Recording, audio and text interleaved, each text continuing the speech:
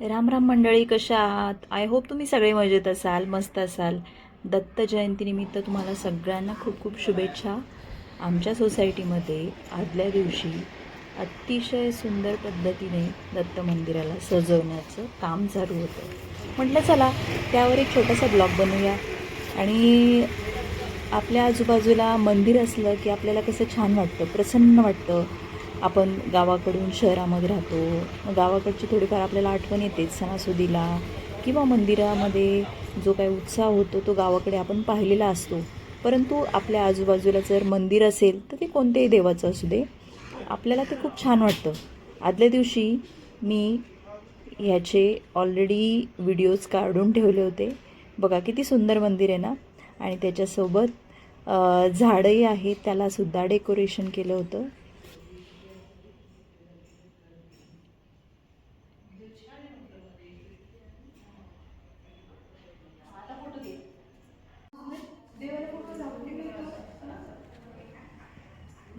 आणखी एक समोर थोड्या अंतरावरती आणखी एक दत्ताचं मंदिर आहे. ते खूप जुनं मंदिर आहे. तिकडे पण आम्ही गेलो होतो माझ्या मैत्रिणी. तिकडे पालखी होती. दुपारी जेवायचा कार्यक्रम असल्यामुळं शांतता, सध्या तरी संध्याकाळी खूप शांतता होती, निवांत होतं सगळं, म्हणून आम्ही गेलो होतो. आमच्या सोसायटीत बघा किती छान तिकडे गाजाबाजा दिसतोय. सगळे लोक दर्शनासाठी आलेले आहेत. सगळ्यांना पण आणि मस्तपैकी जेवणाचा पण बेत होता, तीर्थप्रसाद होता. सगळ्यांना खूप छान वाटलं. जो काही विधी असतो तो सगळा दिवसभर, पूजा किंवा जे काही आपण देवासाठी ज्या काही गोष्टी कराव्या लागतात त्या सगळ्या झाल्या होत्या. आणि सुंदर सजावटीमध्ये तो कार्यक्रम अतिशय छान पद्धतीने पार पडला. आणि शनिवार असल्यामुळे कसं बऱ्यापैकी लोकांची गर्दी होती.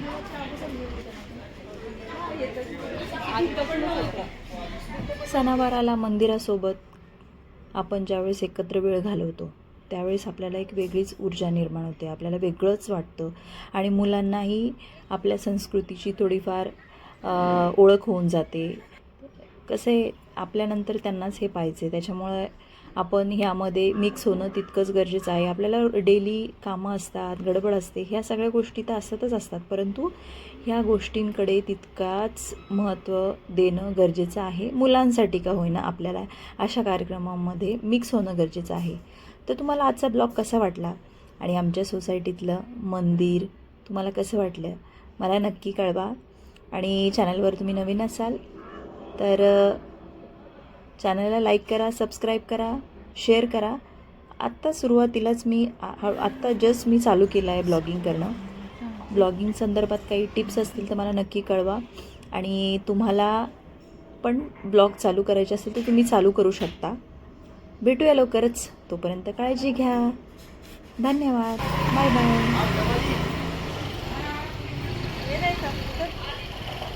नंतर का